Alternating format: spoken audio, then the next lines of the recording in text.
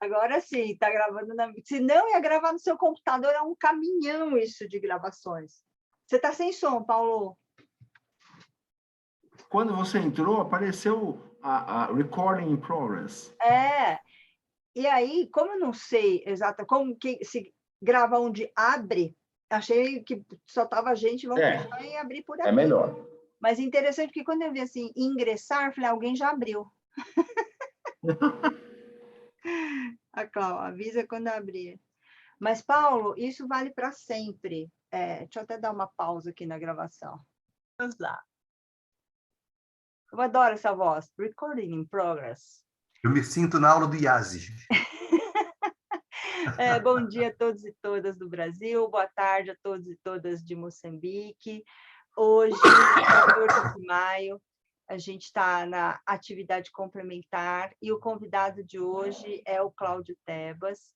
Cláudio Tebas é educador, palhaço profissional e meu amigo. Quando eu falo meu amigo, assim, inclusive, a gente divide o mesmo veterinário. Eu falei que eu queria até ser bicho para ser cuidada por esse veterinário, que ele é muito bom. E que o Tebas gentilmente me apresentou num momento de dificuldade com os meus cachorrinhos, que são os afilhados da Cláudia, por sinal. A Cláudia é madrinha dos meus pastores alemães aqui do filhotinho. Que lindeza. Então, eu queria passar a palavra para a Cláudia e o Paulo Russo, que são os coordenadores das atividades complementares, e aí o Tebas começa a magia. Delícia. Eu vou fechar a porta aqui para os meus pastores não ficarem latindo. Peraí.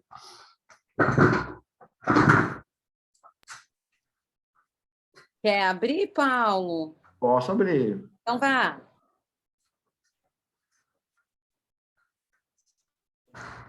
Go ahead, Paulo Russo.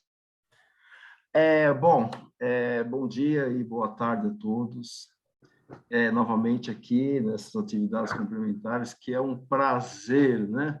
É uma alegria. E hoje, em especial, o Cláudio Tebas. Cláudio, olha, esse tema que você traz, para mim, é especialíssimo, né? Porque falar de escuta com jogo tem tudo a ver com psicanálise, a escuta, a percepção, a compreensão, as palavras, né? O que é a psicanálise se não uma escuta diferente no sentido de captar todos os elementos? Então, olha, é um prazer e vamos aqui nos divertir novamente hoje. Cláudia?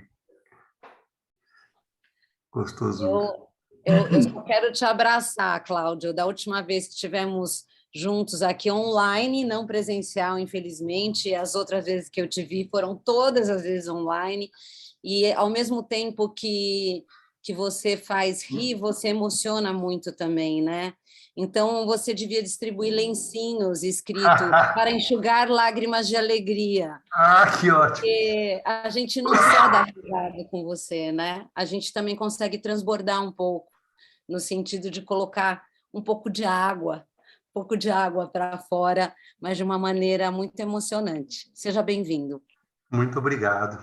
Muito, muito obrigado. Epa, não sei se tem mais alguma. É contigo, Tebas. Obrigado, Paulo. Obrigado, Cláudia. Rafa, adorei a tua caneca. Deixa eu ver o que tem na sua caneca aí. A Eliane estava falando quando eu cheguei. O Rafa, ele é de Goiânia, Tebas. Ele tem, assim, o Instagram dele é maravilhoso. Ele faz cada foto bacana, cada tema, e é psicanalista raiz, sabe? Assim, não vejo a hora de ser presencial alguma coisa. Ai, que gostoso. Também levar o Rafa para Moçambique. Delícia. Já aceito, já vou arrumar o passaporte. Boa, Rafa, boa. Olha, gente, eu fiquei pensando, primeiro, muito honrado de fazer parte desse espaço, né? Honradíssimo, assim, feliz, sabe quando fica esperando chegar o dia. Eu imaginei, Helena, eu já te contei, Helena, como é que eu comecei imaginei puxar um fio de história. Eu já te contei como é que eu comecei a trabalhar com educação.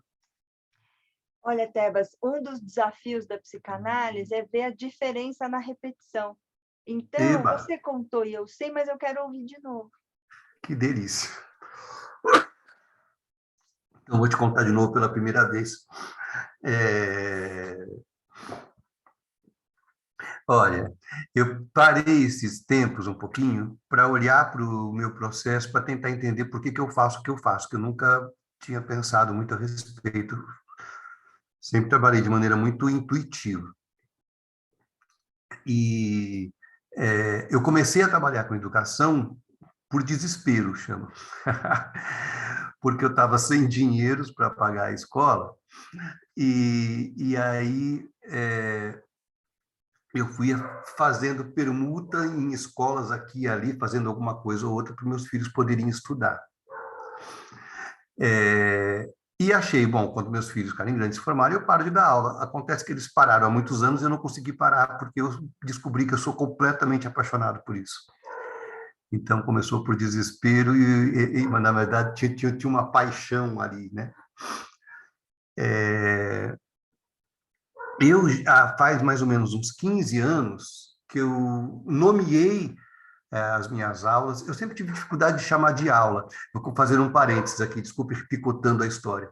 Eu já estava há muitos anos lá na Carandá Viva a Vida, que hoje é dirigida pela Ana Cris Dunker, esposa do Christian, e entrou um diretor novo do mercado, assim. E eu pensei, nossa, ele vai me mandar embora. E aí eu fui falar com ele e falei assim, Paulo, preciso te dizer uma coisa. Eu estou há 15 anos na escola e nunca dei aula. E aí a gente foi tentando entender junto o que era aquilo que eu fazia. Por que eu falei isso? Porque eu falei assim, eu já estava há 15 anos dando aula, e sempre que eu falar aula, vocês vão entender assim, que eu estou querendo me reportar a esse espaço de investigação juntos, eu inserido na investigação. Mas para não ficar falando espaço de investigação juntos o tempo inteiro, eu vou chamar de aula, que é mais fácil. Faz mais ou menos uns 15 anos que eu comecei a chamar minha aula de escuta. Olhando para isso, acho que é escuta. Mas, nesse tempo que antecedeu antes, eu dou aula há 30 anos, ou seja, durante 15 anos, essa aula não chamou escuta, porque eu também não sabia o que eu estava fazendo, honestamente. Ela teve muitos nomes, e os nomes estavam sempre associados ao desespero do momento. Vou para essa escola, preciso de professor de teatro. Então, que era a permuta que eu fazia. Então, a minha aula, ela teve muitos nomes. Mas hoje, olhando, eu percebo que nunca foi teatro especificamente, mas teatro como meio para a gente desenvolver uma escuta. Nunca foi música especificamente, mas música para desenvolver uma escuta. Desse meu jeito, a partir do meu repertório. Nunca fiz pedagogia, por exemplo, né? Hoje, quando eu faço palestras para professores e professoras, eu brinco disso. Não sei se já contei para a Helena isso, que falando me reportando a Helena, porque a gente é muito parceiro, a gente como estamos na coisa um para o outro. Mas nas palestras para professores e professoras, eu tenho uma brincadeira que eu falo assim, vocês têm uma enorme vantagem sobre mim, porque eu nunca estudei pedagogia. E eu tenho uma vantagem sobre vocês, eu nunca estudei pedagogia. Então, me obrigou a, no desespero, pegar minha maleta, abrir e tirar lá de dentro o meu repertório.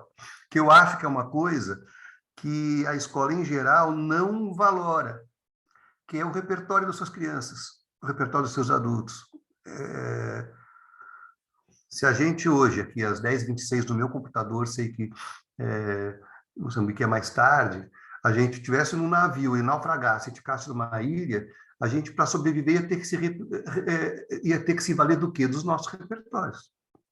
E ele seria o suficiente. Não o individual, mas o coletivo, né? A troca dos nossos repertórios ia ser o suficiente para a gente sobreviver e a gente ia criando novos repertórios à medida que a gente ia aprendendo coisas novas. Falando de uma história que foi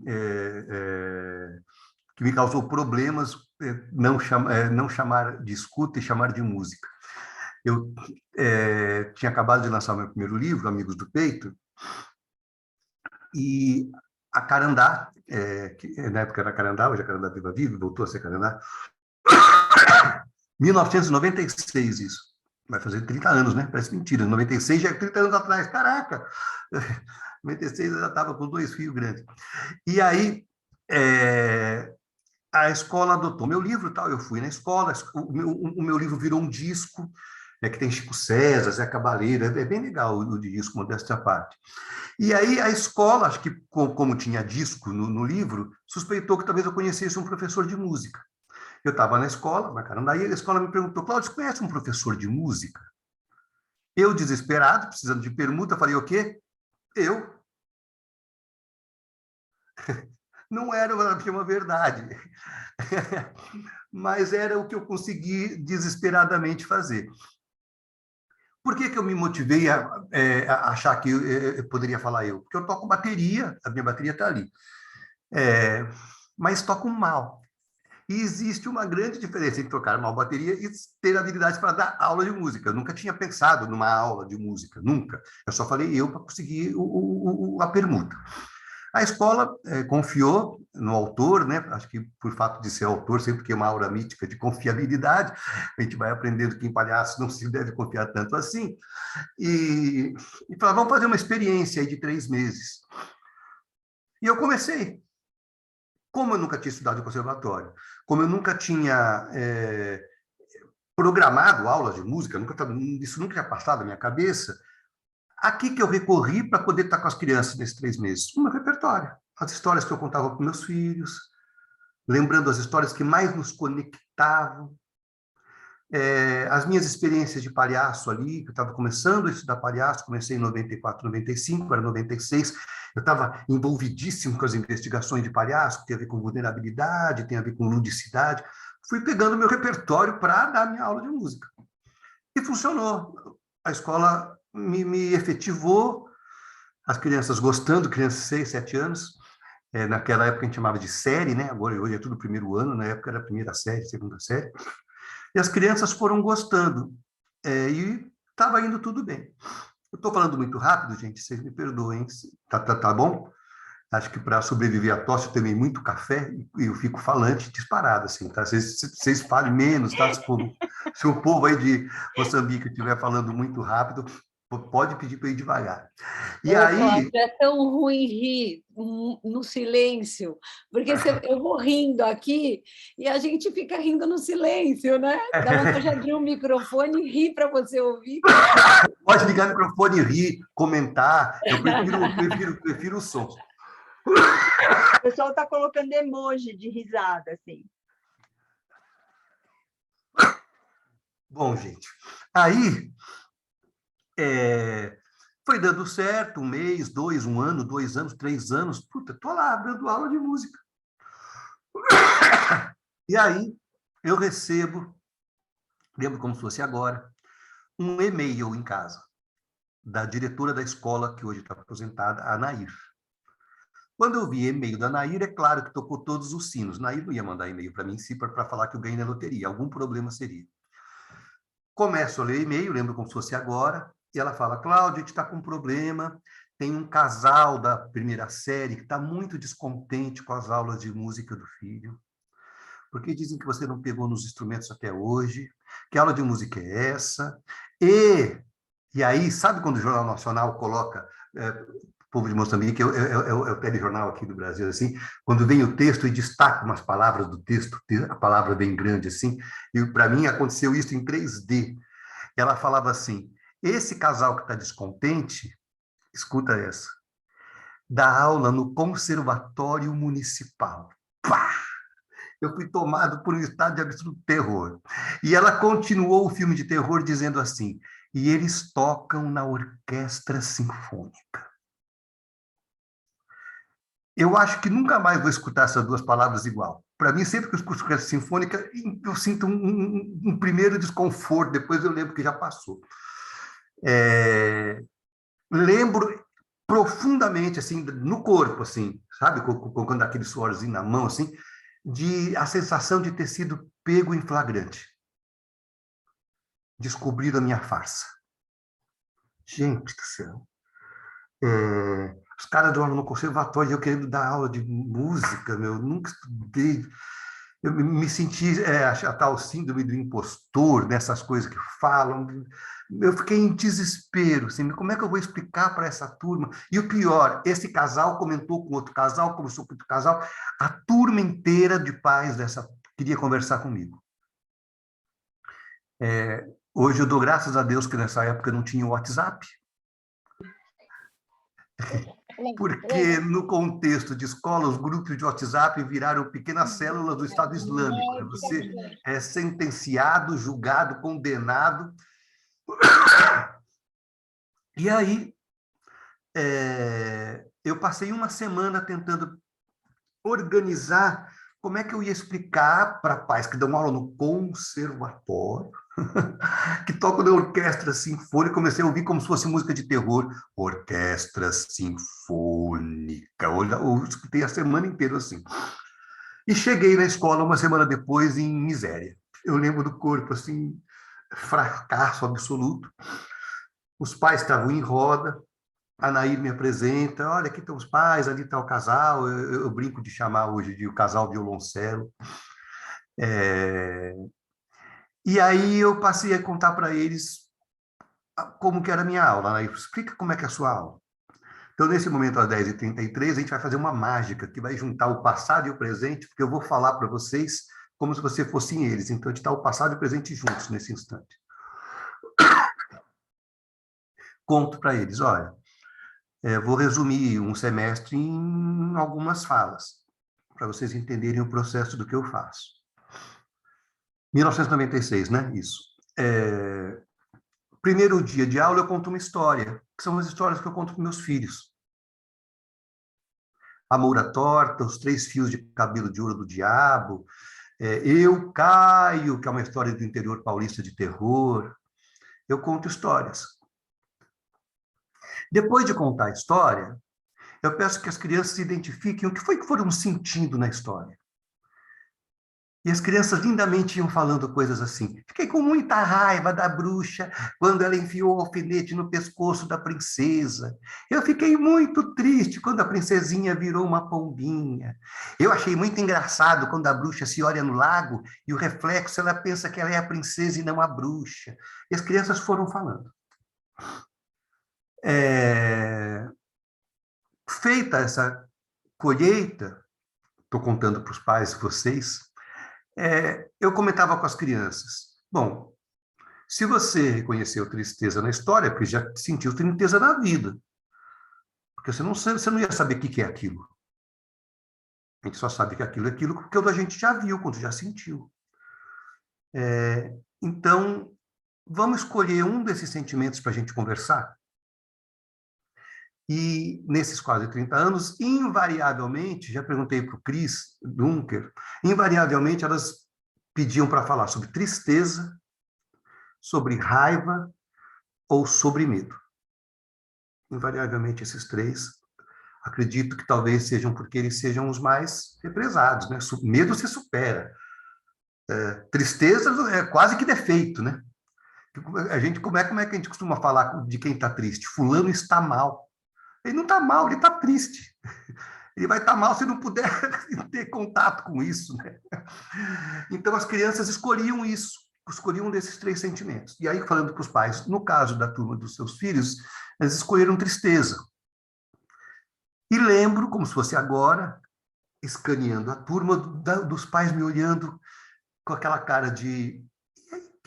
E a música? Cadê a música? Né?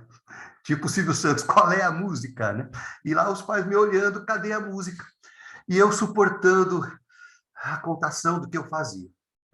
Então, a gente escolhia um sentimento. Uma vez escolhido a tristeza, estou resumindo um processo, as crianças em roda partilhavam as suas tristezas vividas. Fiquei muito triste quando morreu meu pai, fiquei muito triste quando morreu meu cachorro, fiquei muito triste quando meus pais se separaram, fiquei muito triste quando caiu meu sorvete. E aqui um parênteses, que acho que é importante colocar. Em quase 30 anos, nunca teve uma criança que tenha dito coisas do tipo, desculpa, cair sorvete é menos triste do que perder a avó. Nunca teve. Teve disputa por quem ia falar primeiro, muitas vezes. Morreu meu pai também morreu, minha avó morreu. A disputa, tudo bem. Mas a desqualificação do sentimento do outro nunca teve. Nunca teve. E eu me ponho a pensar, o que será que acontece no processo de educação, que esse estado natural de compassividade, de empatia, ele vai se perdendo espaço para outras coisas, como dizer que o que o outro sente é mimimi, por exemplo. Então, as crianças partilhavam as suas tristezas, os pais me olhando com cara de cadê a música. Depois de partilhar das tristezas, estou resumindo um processo longo, a gente desenhava essas tristezas. Desenhando o pai separando da mãe, o sorvete caindo, a avó no hospital, o cachorro no veterinário, as crianças desenhavam, e a gente esmiuçava um pouquinho quais são os primos dessa tristeza. Eu lembro de gente fazendo isso com muito gosto. O primo da tristeza é a saudade, é a mesma coisa, saudade e tristeza. A gente ia fazendo um mapa de sentimentos parecidos com aquele, mas não a mesma coisa. Depois de desenhado, eu pedia que as crianças, e eu tenho isso filmado, provavelmente em algum celular que eu não sei onde está, e velho, as crianças andavam na sala a sua tristeza, a partir de alguns comandos. Como que é ombro de quem morreu o pai? Como que é a cabeça de quem perdeu o cachorro? Como que é olho de quem está com saudade? As crianças iam colocando no corpo aqueles sentimentos e andavam na sala. Lindo, lindo, lindo, lindo. A integridade nunca teve, para falar nunca exagero, mas raríssimas vezes teve alguma interpretação. Elas viviam. Andavam. Andavam suas tristezas. De vez em quando, um encontrava com a tristeza do outro, ria, saía de perto para continuar vivendo a tristeza. Andava. Os pais me olhando, ok, mas cadê a música, né? E aí eu pedi para que as crianças trouxessem de casa uma música que combinasse com aquilo, um CD. Escolhe em casa uma música que combine com a sua tristeza. E as crianças traziam música de todas as ordens, nunca podia trazer de Xuxa a orquestra sinfônica, podia trazer o que fosse, traz aí. E as crianças traziam. E aí eu chego para falar com os pais do final do processo, eu pergunto, por que é que você trouxe essa música? E compartilho com vocês agora e o que eu perguntei para os pais. Eu perguntei para o menininho, Rafaelzinho, hoje deve ser um homem, perguntei para ele, Rafael, por que que você trouxe essa música? Gente, olha a frase do menino. Ele falou assim, eu trouxe essa música porque ela tem o ritmo da minha tristeza. Né? Lembro do silêncio que se fez assim, de espanto com a frase linda da criança. E aí eu perguntei para os pais, essas crianças não estão trabalhando música? Eu quero acreditar que elas estão entrando em contato com esse tambor aqui, afinando ele, para que quando ela possa tocar esse tambor aqui de fora, isso tenha um sentido expressivo. Ou seja, o tambor de fora vai contar o que o tambor de dentro está pedindo para ser tocado, os ritmos. Né? Tebas, Oi, Helena. alguém te disse que isso é pura psicanálise? Não, Helena, nunca me disseram isso. Então, você é a primeira, porque assim, esse exercício, tal como você está descrevendo, é reconhecer e nomear os sentimentos. É a base da psicanálise. E essa questão do ritmo que tem a ver com a pulsão de vida, com a pulsão de morte. Então, aula, escuta, aula de música, psicanálise aplicada. Querida, muito obrigado. Tudo apoiado no desespero e no repertório. Tem uma frase, eu vou compartilhar com vocês, de uma criança que eu acho que... Tebas, posso interromper um segundo? Sempre. Como essa tua história me lembrou a história do blues, contada pelos negros americanos, que através do ritmo, da cadência da música, eles simbolizavam os sentimentos deles, a dor deles. Exatamente o que Nossa, você está falando. que incrível. Se você puder, Paulo, pegar o meu WhatsApp e mandar... Eu vou te mandar. É da Della Reese. Põe o nome no Porque chat, Paulo, para a gente... Eu não eu queria entendi. muito ler a respeito. Della Reese, eu vou te mandar.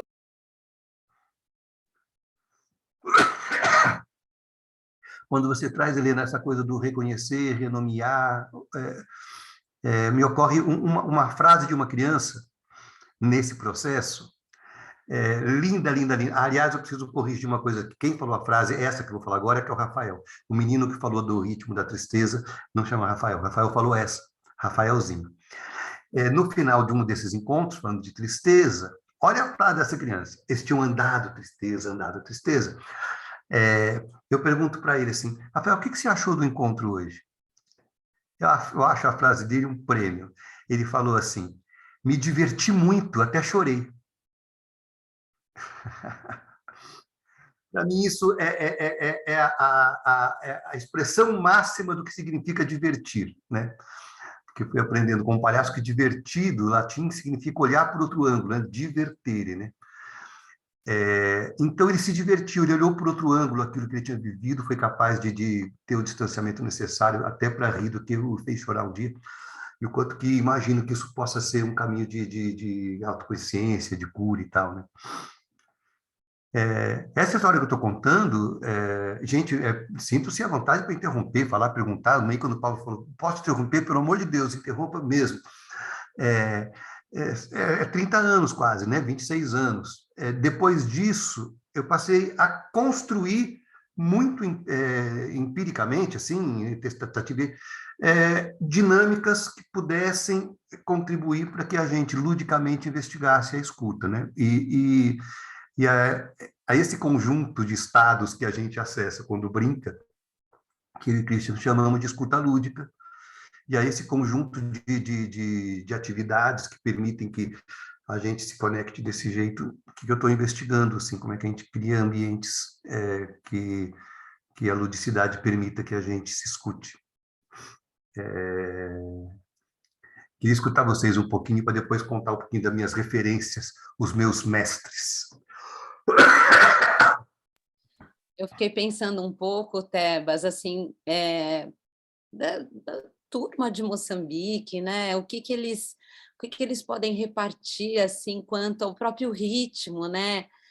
Já que você trouxe esse tema maravilhoso e que a Helena fez uma costura, eu estava aqui pensando, isso é psicanálise, e a Helena colocou isso em palavras, porque é mesmo. Então, queria, não sei, eu acho que se alguém tiver vontade de abrir o microfone, seria um prazer enorme poder ouvir vocês, assim, o que é ritmo, como que é essa escuta ritmada para vocês, enfim. Se alguém puder Vontade de escutar compartilhar, também. seria maravilhoso ouvir um pouquinho vocês. Vamos, Malta.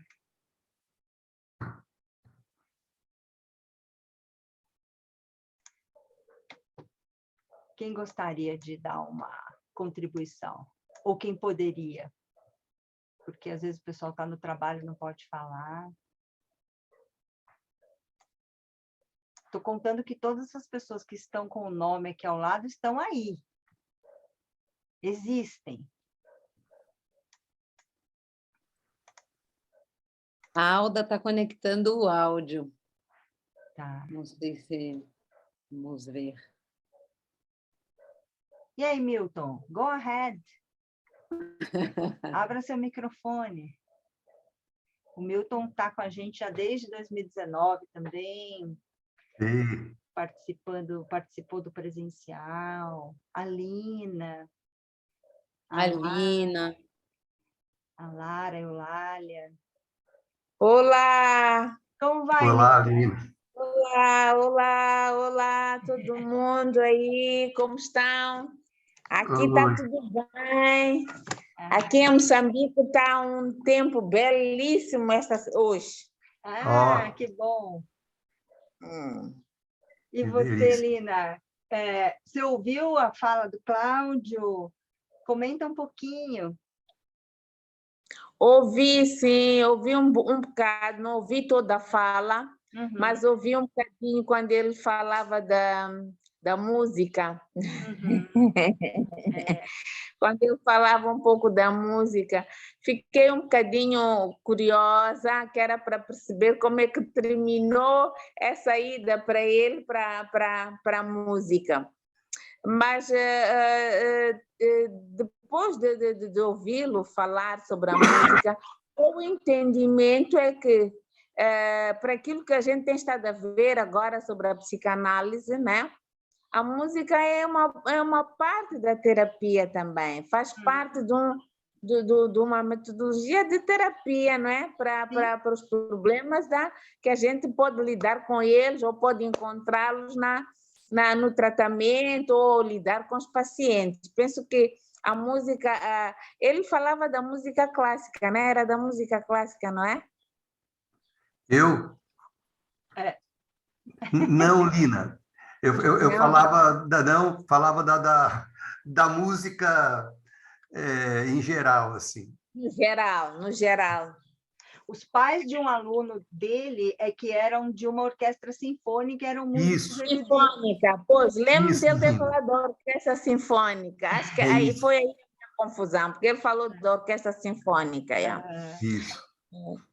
Mas eu acho que a música, nós, por exemplo, aqui em Moçambique, né, a nossa cultura, nós temos muita música tradicional também, né? Temos muita música tradicional e nas comunidades a música era uma forma de entretenimento das pessoas durante os fins de semana, nos encontros, ainda agora.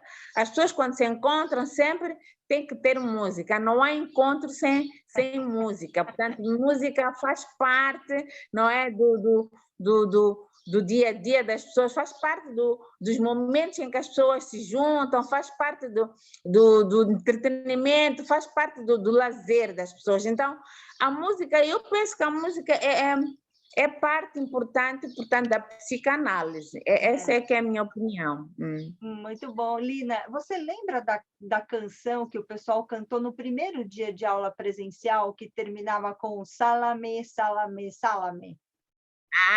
Sim. Salanini vamakweju itakela ivonana loko meshikushula salani, salani, salani, salani. Essa é uma música, é uma canção divertida.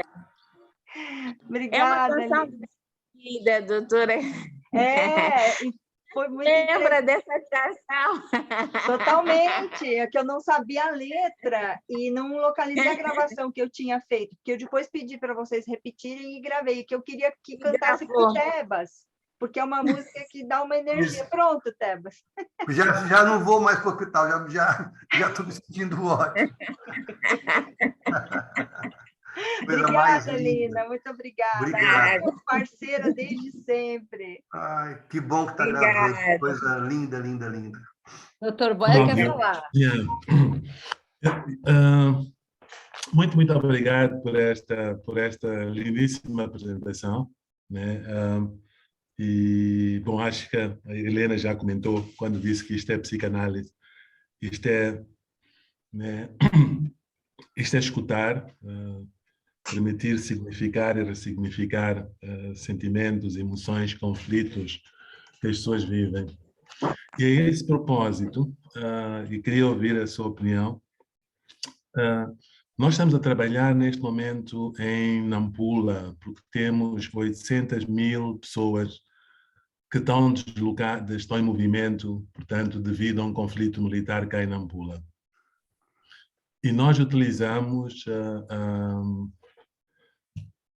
a nossa credencial para trabalhar com as crianças foi, devido à nossa profissão, como psicólogos, como psicanalistas, para oferecer um atendimento a estas crianças e jovens.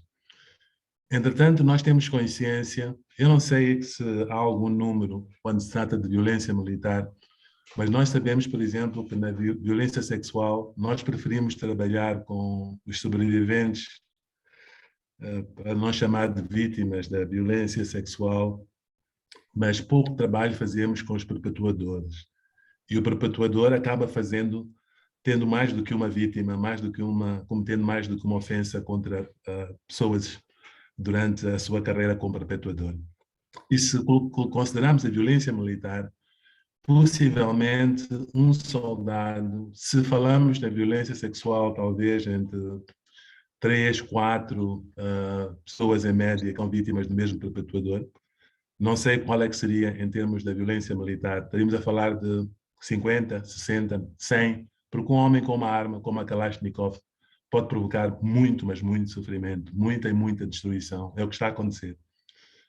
Então, a nossa questão é trabalhar com jovens que são vulneráveis a esta indoctrinação islâmica, né? E que possivelmente possam vir a integrar estes grupos islâmicos. Então, queremos criar um espaço de escuta em que nós possamos permitir aos jovens falarem dos seus medos, dos seus receios, das razões que eles acham que fazem com que um jovem se sinta vulnerável, se sinta atraído, né, para pertencer a grupos extremistas. E nisto estamos a pensar em utilizar, pedir aos jovens temos que criar um espaço seguro. O espaço tem que ser mesmo seguro.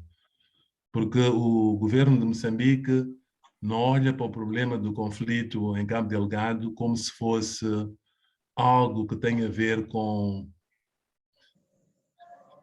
falhas no nosso sistema democrático, em que os jovens se sentem excluídos financeiramente, economicamente, socialmente,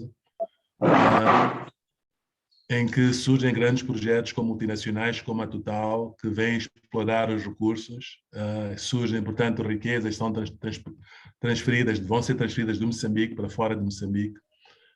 As populações são deslocadas dos sítios onde viviam para lugares longe do mar, por exemplo. Se forem populações camponesas, perdem o acesso ao mar. Então, há muita violência estrutural contra estas crianças, e isto leva a este tipo de reação. Mas, por outro lado, há esta quase que proibição de falar sobre as razões do problema, né?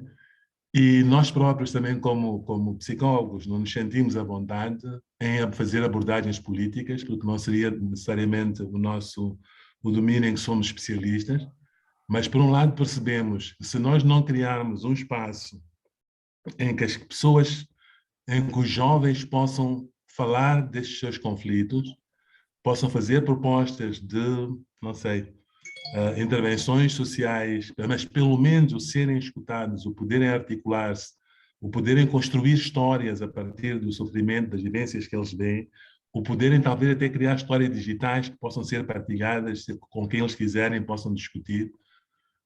Sinto que nós estaríamos mais a trabalhar no que nós chamamos de prevenção secundária, que é trabalhar com as vítimas sobreviventes, mas que é muito importante, né, trabalhar fazer uma prevenção primária deste fenómeno, e aí sinto que estamos carentes de técnicas, né? E ouvi-lo, pensei logo, Cláudio, né, que, bom, contar histórias, mesmo até para o próprio processo terapêutico, pois que já foram vítimas, sobreviventes deste tipo de atrocidades, contar histórias, dar significação ao que aconteceu, conseguir ter uma narrativa do que aconteceu, mas mais do que isto, sair de uma posição passiva, né, de vítima, para uma posição mais ativa como sobrevivente, e talvez para uma posição em que as pessoas se sintam que têm um controle outra vez sobre a vida delas, que se tornem agentes da mudança ou da construção da sua vida.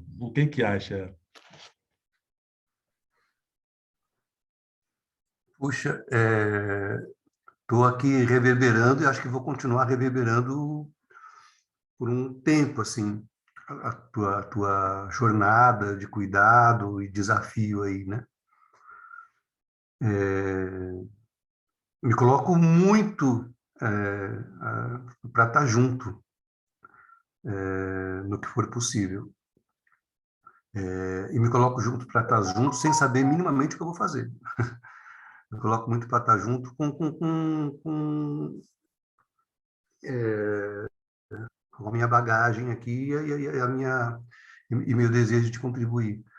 É tão distante de mim essa realidade que você traz, que eu tenho dificuldades em supor um próximo fio. Acho que eu precisaria escutar, escutar, escutar. Mas em mim alguns sininhos tocam, assim, felizes, que é a possibilidade que você traz, pelo menos foi assim que entendi, você me disse que eu entendi errado, que é de considerar esses meninos e essas meninas como agentes da transformação que precisam. E acredito que essa transformação, nas minhas experiências com pessoas em situação de rua, aqui em São Paulo, eu tenho algumas experiências, que eu vou pensar delas para me ajudar a responder o que você me traz. Essas experiências, quando você começa a construir um futuro possível, elas tão mais potentes serão, quanto mais a gente honrar as histórias que antecedem a esse passo futuro, assim. Então, acho que possibilitar que esses meninos e essas meninas, através dos processos que vocês tiverem, reconheçam as suas histórias, e a partir delas possam pensar como esse sobrevivente que constrói o futuro e não como uma vítima que está atrelada ao passado, pelo menos foi assim que entendi tua fala, me parece que é um caminho de, por si só, a abertura do campo para a troca, para as histórias, por si só já é um campo muito curativo. Tenho experiências em que pessoas manifestam o desejo de dar um passo. Tem um vídeo que depois posso compartilhar com vocês, de uma pessoa em situação de rua, em que ele pede uma ajuda que talvez esteja dentro dele há muitos anos, porque a gente brincou junto. Mas ele só foi capaz de fazer esse pedido para o futuro porque ele honrou, é o Antônio, chama esse moço que me refiro, ele honrou um passado do Antônio. Quando a gente brincou, é um vídeo que chama A Um Bambolê de Distância. Quando a gente brincou, o Antônio deu a mão para o Antôniozinho ali. E assim que a gente acabou de brincar, o Antônio, que está ali na Praça da Sé, aqui em São Paulo, começou a falar da sua história, que ele era engenheiro, que tinha tido uma desilusão, não tinha mais conseguido sair, e no final da história ele fala: Cláudio, você consegue um tratamento para mim? Né? Então, eu escuto assim, que esse passo para frente só é possível se a gente reconhecer o passo para trás. Para fazer um jogo de palavras, acho que a gente só consegue pensar num devir se a gente honrar um vir de. Essa conexão com a história que vai oferecer o repertório e a necessidade para a gente caminhar para frente. Muito potente tua fala e quero estar mais próximo para a gente pensar o que a gente pode fazer juntos. Tebas, me lembrou uma frase da Pierre Olagnier, que é uma psicanalista, em que ela diz: construir-se um passado com os olhos do presente, com vistas ao futuro. Essa ideia dessa construção, né? E que o Freud também trabalha lá num texto de construções em psicanálise, e acho que o que o Dr. Boia traz é de um impacto para a gente, porque Cabo Delgado fica ao norte de Moçambique em constante guerra. Então, a gente não tem muito essa dimensão da importância, do peso. A gente até tem, mas acho que é diferente no presencial do que é o espaço seguro. Então, nesse sentido, a estrangeiriedade e a estrangeirice pode ser muito útil. E essa ferramenta, né? Quando ele fala da técnica, acho que a gente já está criando aí novas pontes entre o Atlântico e o Índico, porque é plano que a gente vá para lá, para uma jornada de psicanálise. Agora, pensar nessa costura, né, da arte presente, e eu reitero, né, essa condição de diversão. Até o Geraldino tem uma frase que eu repito sempre, que ele fala assim, que a psicanálise tem que ser feita entre amigos e tem que ser divertida. Eu nunca entendia muito bem, achava que esse divertido tinha a ver com alegria e tal, mas você trouxe hoje, né? Olhar por outro ângulo. Então, é uma frase do Jurandir Freire Costa, que é um psicanalista daqui também do Brasil. E aí, se você... Bambolê, eu não sei como chama em Moçambique, bambolê. Bambolê é um aro que, quando a gente é novinho, a gente põe na cintura e fica rebolando e o aro fica rodando. Agora, não sei como é em Moçambique, se tem bambolê, como é que é essa brincadeira, porque quando fala a um bambolê de distância, tem a ver com isso, né? Olha, eu tenho um vídeo facinho aqui, eu não sei se, porque como a conexão em Moçambique falou que algumas pessoas estão com conexão ruim, eu tenho medo de passar e isso acabar não sendo tão democrático, não chegar em todos, mas posso mandar o link para você. Isso, aí eu mando para eles por e-mail, né? A Andréia tinha levantado a mão e depois a Elaine. A Andréia baixou a mão, não sei se ela desistiu de falar, mas se não desistiu, a Elaine, a Andréia abriu o microfone. Vamos lá, Andréia. Boa tarde. Boa tarde. Boa tarde a todos. É a primeira vez que eu vou tomar a palavra. Eu tinha baixado a mão só porque o que eu queria falar não tinha muito a ver com o assunto que o Dr. Poia trouxe, que é bastante, se calhar até tem, no final das contas todos têm, que é uma realidade muito... é triste, né? É triste que tantas crianças tenham que passar por essa realidade. Acho que não há outra expressão. Mas o que eu queria falar era na sequência da questão da música aqui em Moçambique, né? Assim, tradicionalmente, a Lina falou um pouco, depois acho que o Jeremias, se não estou em erro, no chat também escreveu um pouco sobre isso, e era só para dar um pouco mais, alguns mais exemplos, que as nossas músicas tradicionais do norte ao sul do país, né, em termos da língua, elas diferenciam em algum momento, mas no nosso contexto nós temos música desde a alegria até a tristeza, passando pelas músicas tradicionais de guerra também. E eu recordo, a única que me vem à cabeça mais é o Xigubo, mas não é a única, tem outras muitas, várias, né? Temos, e os ritmos que acompanham esses momentos, né? Temos todo um leque de celebrações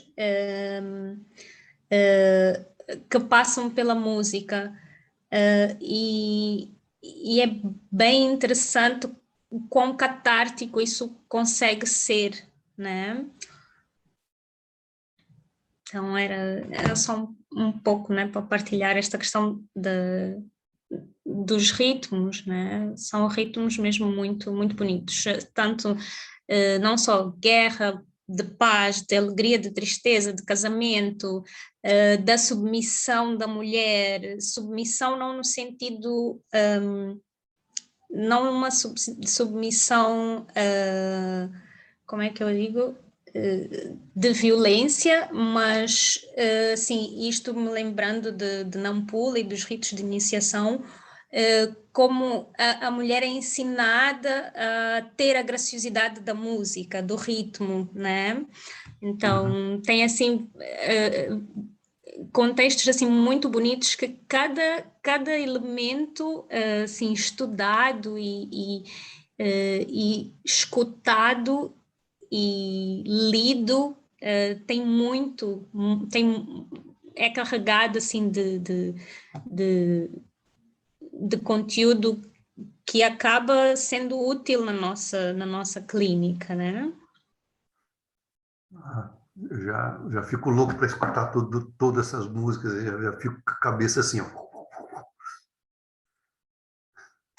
E trouxeram aqui no chat também a letra em Xangana, que é o idioma lá de uma boa parte de Moçambique, a tradução, enfim, muito obrigada ao pessoal do chat. O Jeremias escreve que ele lembra-se de uma intervenção realizada em Sofala, que é um outro distrito. Organizávamos grupos de sobreviventes com até 20 elementos, onde as pessoas partilhavam suas experiências e entoavam as músicas que traziam-lhes algum conforto. O incrível é a transformação que era vista na formação do grupo ao último momento. E eu tive essa experiência em Moçambique. Acho que já contei para vocês quando eu fui para lá em 2015 pela primeira vez e fiz tinha um auditório muito solene no MISAL, que é o Ministério da Saúde, em que o pessoal de Moçambique convocou os médicos tradicionais para conversar a adesão ao tratamento de SIDA e tudo, AIDS, né? Que aqui no Brasil a gente fala AIDS, mas em Moçambique é SIDA. E quando eu comecei, a ideia era que cada um falasse sobre como trabalhava, não com o nome de adesão, mas o vínculo e tudo mais, e ninguém falava nada. E eu tinha muitos anos de experiência com sala de aula, com falar em público, não sei o quê, fiquei completamente atrapalhada, porque ninguém abria a boca e aquele ar assim de enfado, as pessoas entediadas comigo. Em 10 minutos aquilo pareceu uma eternidade, até que uma pessoa que se chama Graça olhou para mim e falou assim: você quer uma ajuda? Sim, quero. E ela era a coordenadora dos médicos tradicionais, do grupo de tradicionais, que são o que a gente chamaria aqui, Tebas, dos curandeiros, dos xamãs, eles chamam de médicos tradicionais. Ela se levantou e começou a cantar uma canção com palmas. Todo mundo se levantou, começou a bater palma, e aquilo virou um cântico, eu estava totalmente inebriada pela música, e quando terminou a música, todo mundo começou a falar. O encontro aconteceu. Então, quando o Jeremias fala dessa transformação, eu vivi na pele isso, porque o que seria um grande fiasco, um grande fracasso de um encontro, por essa intervenção e pela questão do cântico que foi entoado ali e tudo mais, viabilizou e aconteceu. Nossa, que incrível. Foi incrível. E aí, a Elaine e o Dr. Boia. Elaine, liga o som. Chegou a minha vez. Bom dia, boa tarde. Cláudio, olha só o que eu trouxe aqui. Ei, olha só quem está aí. Olha, eu vou contar para todo mundo aqui. Eu entrei para o universo da psicanálise, comecei contando histórias em hospitais. Eu nem sabia de psicanálise naquela época. E, a partir de eu contar a história, eu comecei a escutar o que vinha depois da história. E eu pensei, tem coisa aí. A história não é só um trabalhinho de contação de história simples, não é uma coisa simples, deve ter alguma coisa a mais. E aí eu fui pesquisar e encontrei a psicanálise. E aí tudo fez sentido. Só. Depois eu conheci vários autores, e eu conheci o menino que chovia. Que legal. E como você falou hoje do ritmo, da tristeza, da raiva, aí eu falei, não, eu vou ter que falar de novo desse livro aqui. Eu gostaria que você falasse um pouquinho dele, como que esse menino que chovia veio parar nessa história tão bacana. Olha, eu vou falar para você. Essa história aqui foi a abertura de um simpósio de psicanálise sobre criança aqui em Campinas, eu nem lembro que ano. Olha só. O doutor Duval Quequinato, e fui eu que declamei. Eu sei decorar essa história aqui sem ler. Ai, que delícia! Fala um trechinho, vai, vou gostar de ouvir a tua voz. Eu estou muito nervosa, estou até tremendo aqui, né? É muita emoção falar aqui com você e partilhar isso para Moçambique, para as pessoas que estão querendo introduzir a história como uma ferramenta para ajudar a simbolizar, para ajudar a tratar essas pulsões de vida, de morte. Totalmente válido. É uma coisa assim que tem um efeito que é maravilhoso, não tem questionamentos, né? Eu estudei, revirei do avesso, e é isso. Ele é real, ele funciona. Então, vamos lá. Deixa eu respirar aqui para falar um pouquinho desse menino que chovia. Mas eu vou pôr o livro aqui, vai que me dá um branco, né? Faz muito tempo que eu apresentei ele em várias escolas, porque para os professores, para os pais, né? É uma história muito boa. O menino chovia. E não era chuva, chuvisco, chuvinha. Era chuva, trovão, trovoada. Por qualquer coisa, coisinha, o menino relampejava. Olha a cara do menino relampejando. Ah, que lindeza. Muito obrigado. A casa toda tremia, o chão até balançava. Raios por toda a cozinha. Sempre que tinha salada. A empregada saía correndo, a mãe também, chamuscada. E o menino chovendo, chovendo, pedindo macarronada. O pai imitava macaco, a mãe dançava na pia, tudo isso por causa da chuva. E para ver se o menino comia. E todo dia era assim, uma chuva sem fim, chuvarada, por qualquer coisa, coisinha, o menino relampejava. Ai, ai. Obrigado, O viu, final da Helena? história é muito bom, é muito, muito, muito bom. Então, parabéns, e eu queria que você falasse, já que você falou do ritmo, né? E aqui nós estamos falando até do tempo, né? Do clima, né? Da criança, né? Como é que você fez essa obra maravilhosa? Ah, querida, muito obrigado. Que surpresa ver ela aí. Olha, acho que é um pouco biográfica e um pouco também por causa do meu filho, Rafael. Dizem que minhas fotos de criança eu estou sempre chorando. Eu acho que eu era bem mimado mesmo. E teve uma fase do meu filho também que ele chorava por tudo, assim, ele batia a cabeça na parede se não fizesse o que ele queria.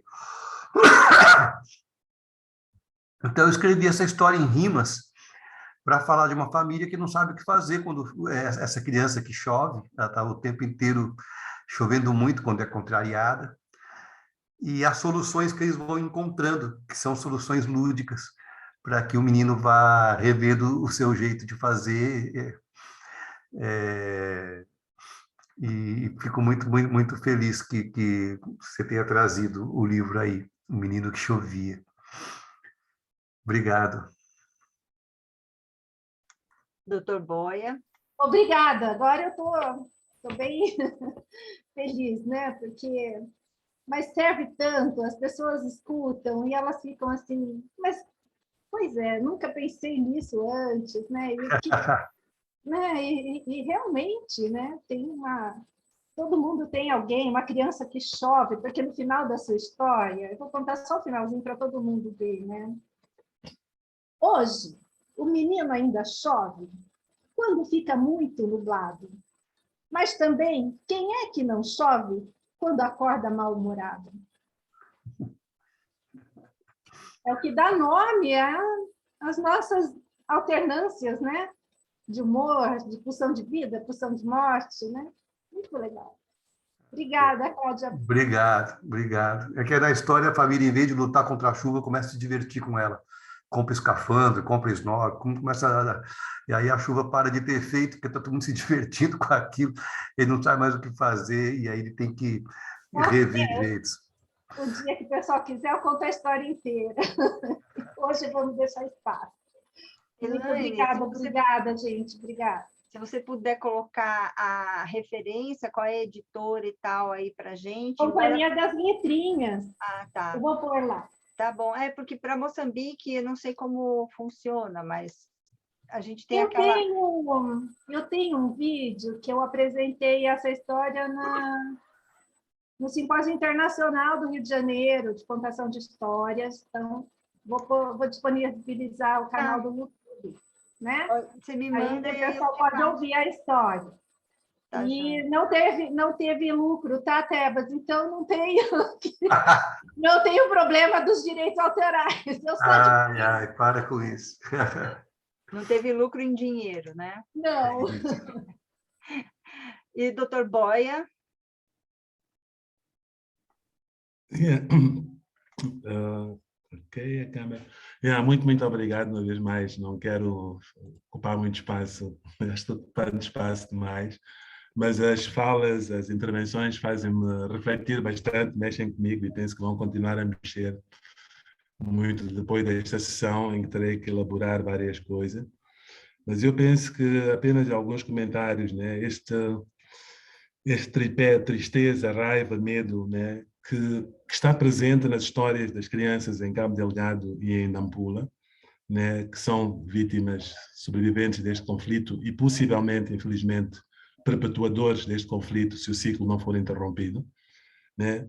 E interromper esse ciclo pode significar a utilização da história, né, para tentar criar uma narrativa, e acho bastante interessante esta ideia de olhar para o passado, né? Há uma formulação ainda muito mais linda, né, de vir, que o Cláudio utilizou, ou que a Helena nos recordou, dos olhos no construir o passado com os olhos do presente, né?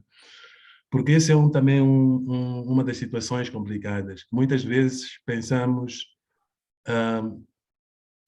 como fazer este trabalho, né, para desradicalizar os jovens, mas sem os despolitizar, né? Porque há questões aqui, há questões aqui graves que estão envolvidas, né, de injustiças, como falei, de violência. E quando falamos da música moçambicana, muitas das músicas que os colegas aqui falaram, eu penso que é importante, na utilização delas, nós percebemos que elas foram criadas em contextos específicos, muitas delas, e que elas transportam também, elas são políticas, né? Desculpem, meu cão, não sei se o ouvem, mas ele parece que quer participar. Porque um dos problemas que eu penso que nós temos em Moçambique e que está a surgir em Cabo Delgado é que nós temos traumas transgeneracionais, conflitos que estão inconscientes entre nós e que muitas vezes as canções refletem esses conteúdos, e se nós os utilizamos sem de facto olhar para o que eles significam, nós perpetuamos a violência. Em Moçambique nós não temos, infelizmente, pouco fazemos para falar do nosso passado, no qual nós podemos ser vítimas, mas também somos perpetuadores. Portanto, os nossos antepassados. Quando nós falamos do colonialismo como se fosse o português, que chegava com o seu barco, entrava pelas nossas aldeias e raptava moçambicanos e trazia-os para o Brasil e para os outros lados. Mas isso não é toda a verdade.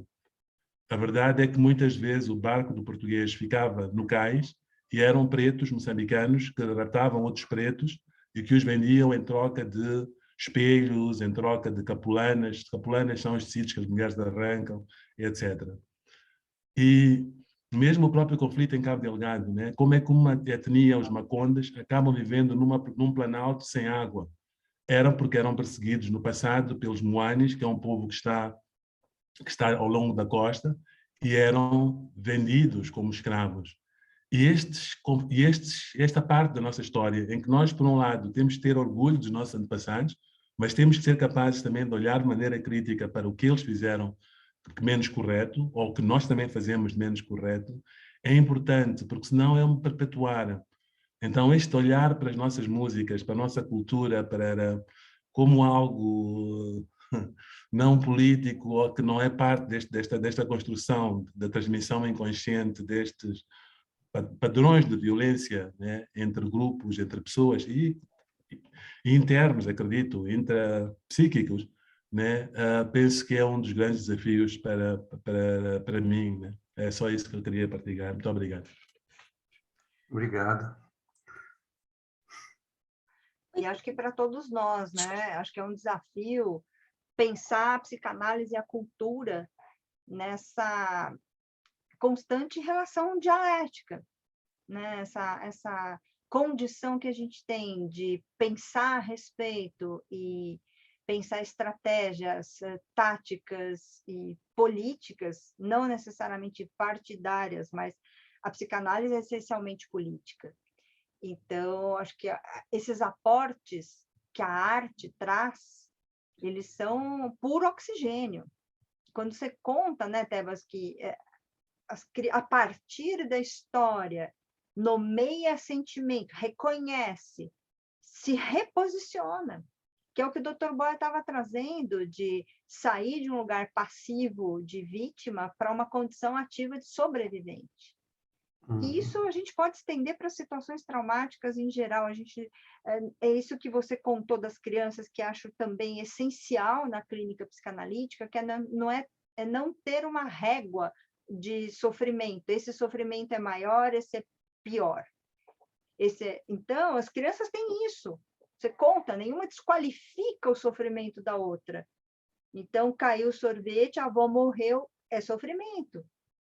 Guerra, então tem eu acho que é um diálogo importantíssimo, e tem essa questão da colonização. Nós somos também colonizados por Portugal, também temos essa questão histórica a resolver, digamos assim, ou a reconstruir.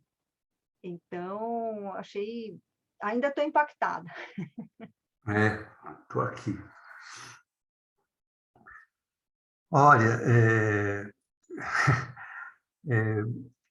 nem sei o que dizer, assim, de tantos presentes que ganhei, só essas imagens que o doutor Boia me infundiu, assim, as músicas, né? Quantas músicas elas contam essa história que precisa ser revista e redançada.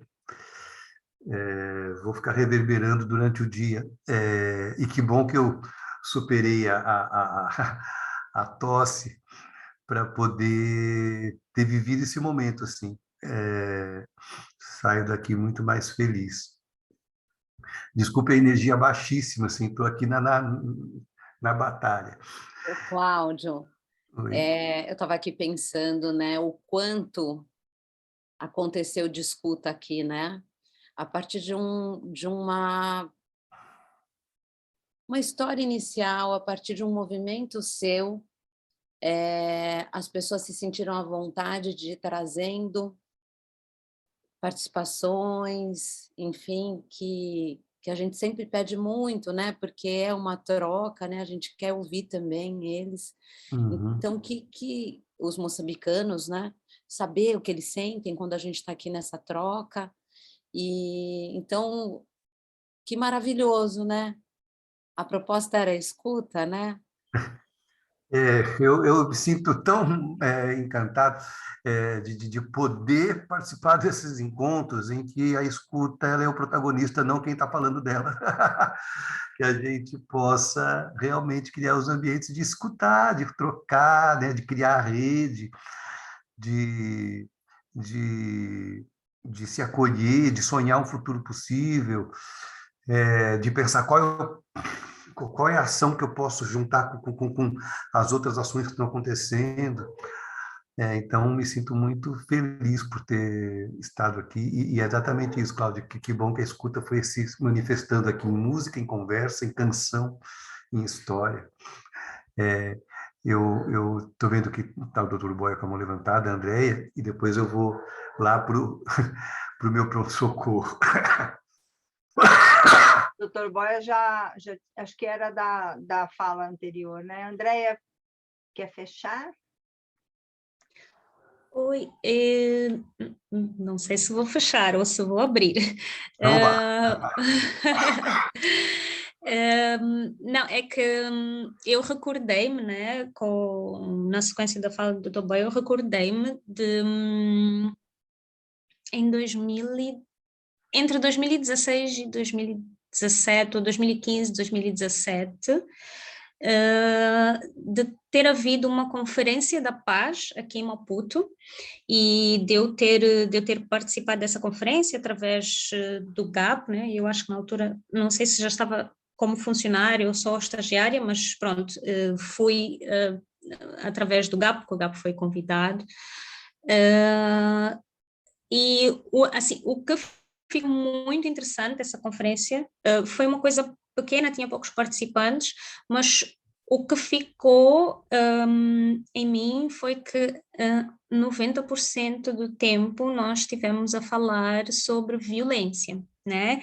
O nome da conferência era Conferência da Paz, mas 90% foi falar sobre a violência, porque lá está a questão do nomear, né?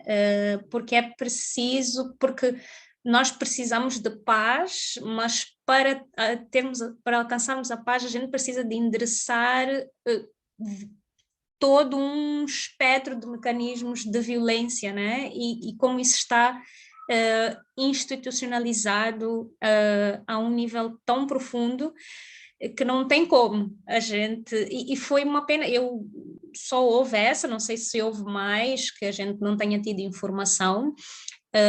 Eu sempre que me recordo disso tenho pena de não ter havido mais, porque é necessário sim se endereçar e se nomear essa violência para que ela não seja perpetuada, porque enquanto a gente não consegue nomear e endereçar essas coisas, a gente vai perpetuando inconscientemente, né? Perfeito, Andréa. Perfeitíssimo. Vamos encerrar, então, gente? Cai o disjuntor do Tebas? Não, a gente combinou que terminaria hoje às 11h30, já são 11h28, e então... E o Tebas precisa de acolhimento, cuidar da saúde. Já foi uma honra para a gente ter você aqui de novo, e com essa disponibilidade, né, Helena, de estar doente e estar aqui com a gente. Então, nem sei como te agradecer, enfim, eu quero que você vá lá se cuidar, ó, sinta-se abraçado, e pela Obrigado. participação de todos também, né? Muito obrigado. Obrigado por cada uma. Foi muito curativo estar aqui e muito inspirador. Muito bom. Acho que abriu mais canais e pontes, né, Tebas, para se pensar, ombros amigos, né? A gente tem um projeto em que eu trabalho com o Tebas, chamado Ombro Amigo, e que a gente treinou ali um pessoal e dá supervisão para escutar, né? A escuta não como só algo espontâneo, mas com um poder, com essa potência que é curativa, que é mobilizadora e que cria pontes e laços que são espetaculares, né? Eu queria saber onde que o Cláudio viria aqui em Campinas hoje. Eu estava indo para Vinhedo, na verdade, fazer um evento para uma empresa, mas já comuniquei assim, eles vão acionar um plano B lá para eu poder cuidar aqui. Paulo quer se despedir, Paulo? Obrigada. Eu queria agradecer o Cláudio. Vou passar para você aquele contato daquele CD, e me veio à cabeça, assim, toda a sessão de hoje, eu me lembrei do Eduardo Suhr, que é um artista plástico conhecido no Brasil, onde uma vez ele colocou umas boias salva-vidas na água em frente ao parlamento, né? Boias salva-vidas, né? E ele é atribuído a ele a fala, né? A arte salva, né? A música salva, ela nomeia uma dor aí e esvazia de alguma forma essa dor. Para mim, Cláudio, muito obrigado, viu? Foi sensacional. Muito obrigado. Obrigadíssimo pelas boias, pelos links e pelos contatos e pelas conversas. Obrigada, Tebas. Obrigada a todos. Boa tarde, boa noite em Moçambique. Boa noite. Salani. Adorei isso. Cantando. Salanini Vamaguezu Itakela Ivonana Loko Si Shilava Salane, Salane, Salane. Ai, saudade de vocês, Excelente. Cláudia, Um Helena. abração. Tchau. Abraço. Muito obrigado, Obrigada, lindíssimo. Melhoras, Obrigado. Cláudio. Sara, hein, Tebas? Vou cuidar. Vou apertar o botão vermelho aqui, coração partido. Beijo, beijo.